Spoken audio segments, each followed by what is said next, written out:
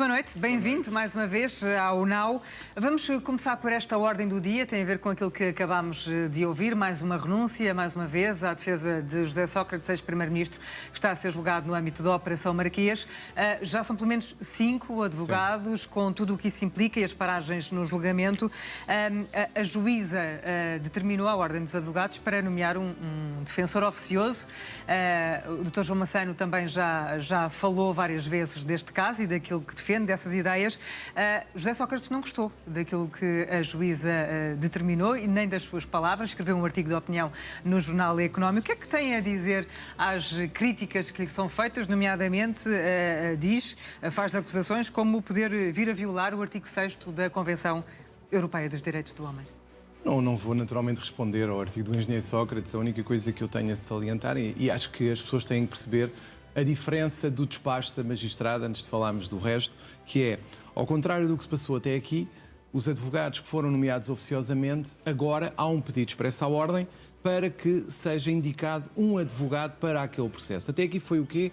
A juíza estava na sala, a oficial de justiça, ligava para uma sala onde estão advogados em escala de prevenção e eram chamados para ir defender, neste caso, o arguido engenheiro José Sócrates. Agora não.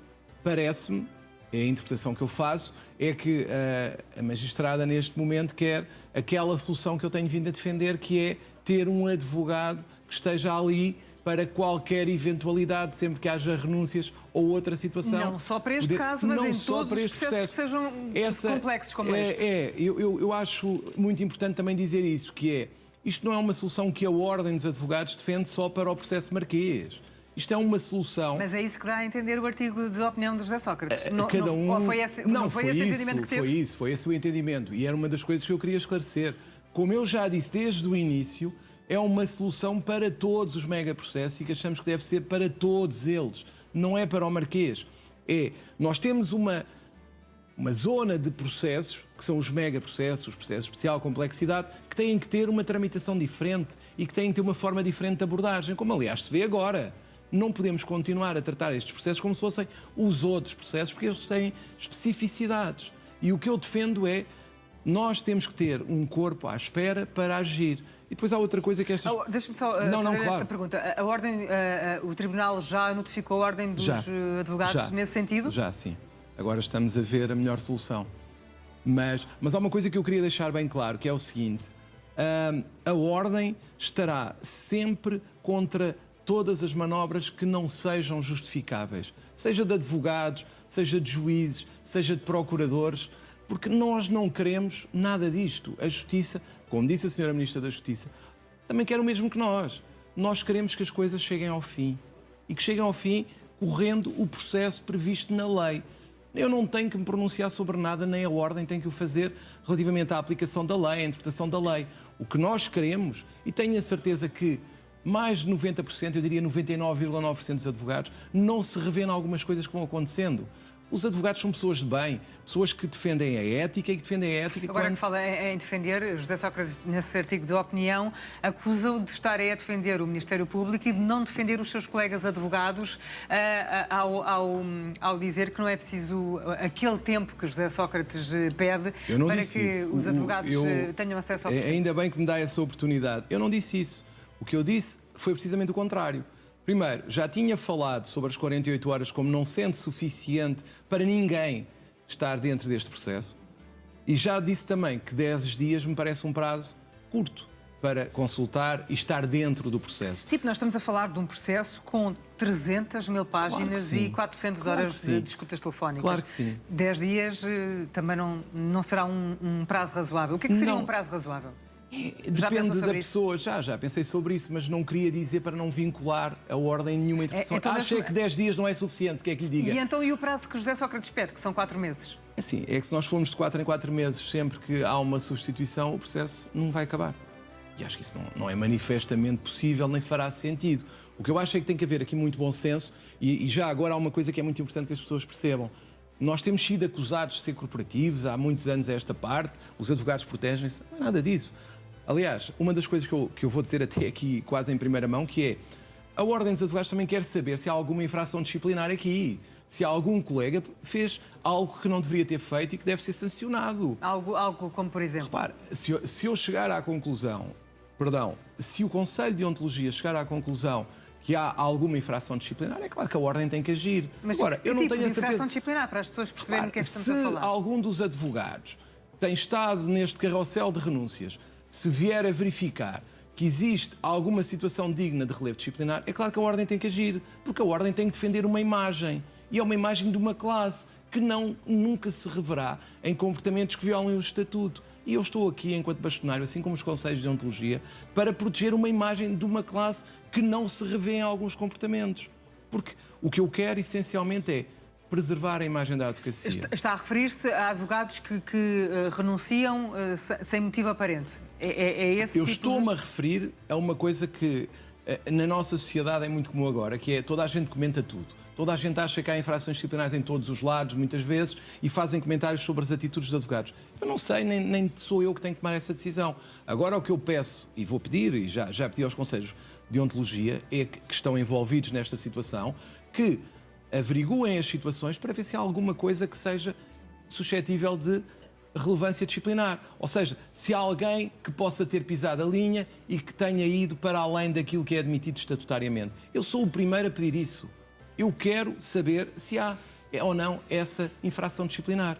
É só isso, nada mais. Quando diz que está a ser ponderada e pensada uma solução para nomear um defensor permanente oficioso para a defesa de José Sócrates, o que é que tem que ser ponderado, essencialmente? É importante que as pessoas percebam o seguinte.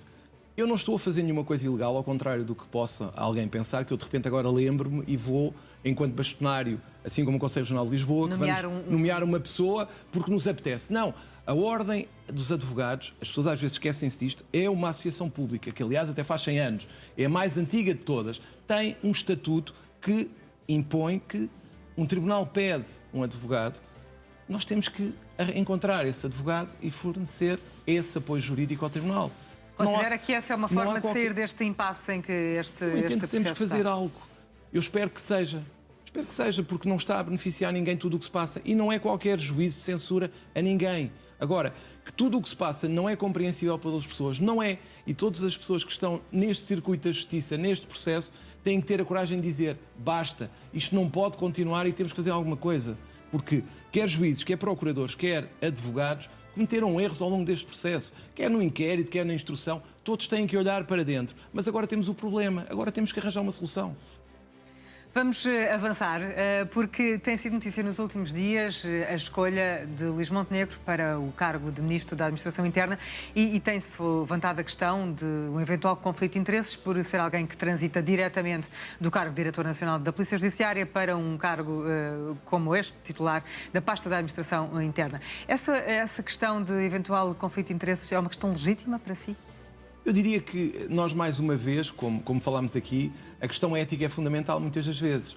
E é óbvio que, relativamente ao Sr. Ministro da Administração Interna, por quem eu tenho a máxima consideração, porque entendo que fez um excelente trabalho à frente da Polícia Judiciária. A Polícia Judiciária tem uma imagem muito boa, aliás, da Justiça é provavelmente a única que tem uma imagem muito positiva.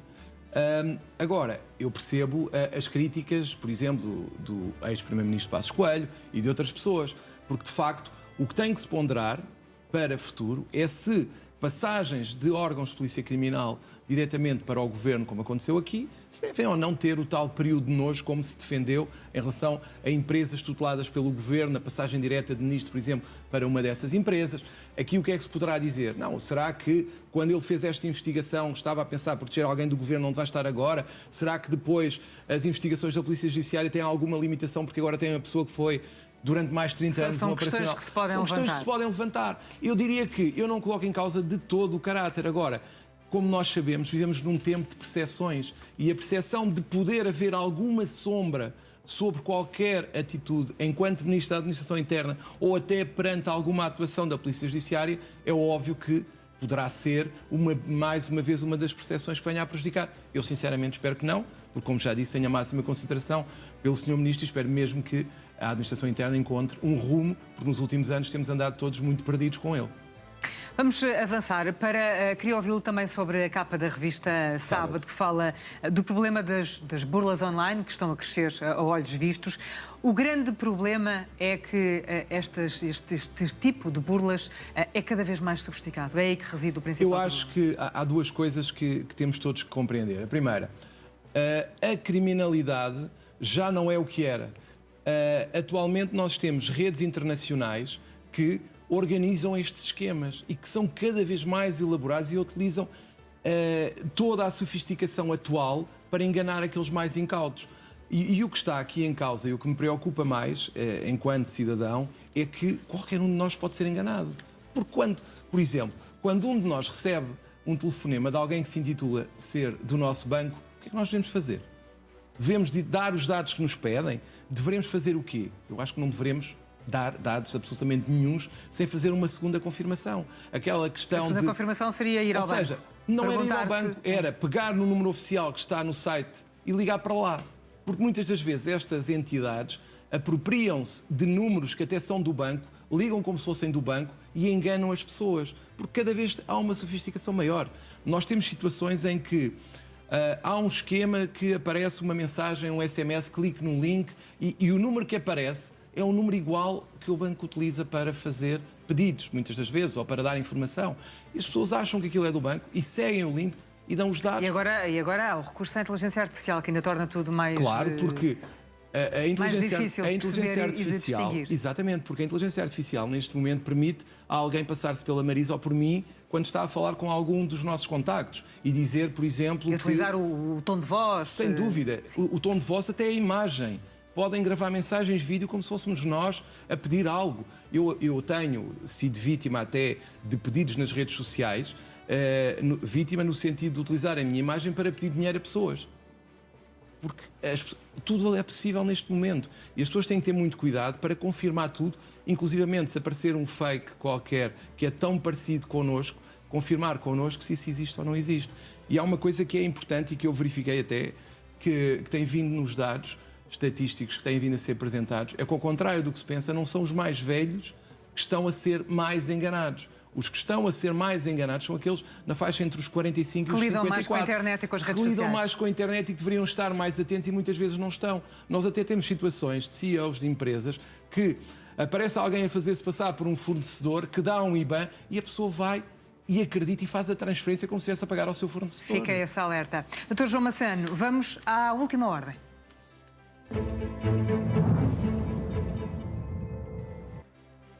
E como última ordem, escolheu falar de um caso que aconteceu em novembro do ano passado. Um aluno de uma escola em Sinfãs ficou com 2 dedos amputados porque 2 colegas entalaram a mão numa porta de uma casa de banho. O mais provável é que este caso não dê em nada quando a mãe desta criança que foi vítima pede a responsabilização da escola. Eu quero explicar porque é que pegamos neste tema agora. Pegamos neste tema agora porque também na Sábado há uma entrevista que me tocou particularmente porque a mãe diz: eu espero que esta situação não transforme o meu filho num agressor. Porque este é que é o problema, é que nós não estamos a lidar só com uma situação que aconteceu e que não vai ter mais sequelas, pelo contrário. Esta criança, se não for devidamente acompanhada e se não sentir que o sistema está ao lado dela, pode ter uma tal revolta que, quando puder, torna-se ela própria uma agressora. E o que é que, na sua opinião, deveria ser feito para que sentisse que o sistema respondeu depois de algo se me permite, tão trágico que aconteceu? Eu queria também acrescentar outra situação que também aconteceu há poucos meses, que foi a situação de alunos que se suicidaram numa escola secundária e que também a escola teve uma atitude que não foi a mais correta. Eu acho que quem está em escolas tem que perceber que tem responsabilidades e que tem que ter cuidado com o que se passa dentro das vedações da sua escola. E não pode, pura e simplesmente, dizer isto é uma coisa de crianças. O problema é que, na minha altura, nós tínhamos algumas brincadeiras parvas, mas que não tinham a gravidade que têm hoje. Porquê? Porque hoje há uma internet, há uma rede social que se vê... Há desafios nas redes sociais. E o que eu gostava que houvesse uma mão na consciência de quem dirige escolas, de quem trabalha em escolas, é que eles estão a transformar, ou podem transformar, a nossa juventude para um lado bom ou para um lado mau. E isso passa muito por não se fugir às nossas responsabilidades, especialmente em quem está em escolas e que não pode fechar os olhos ou olhar para o lado quando as situações... É certamente um tema, Dr. João Massana, que vamos voltar mais vezes Infelizmente, creio que neste sim. seu espaço de ponto de ordem. Muito obrigada. Boa noite. Obrigado, Marisa. Boa noite.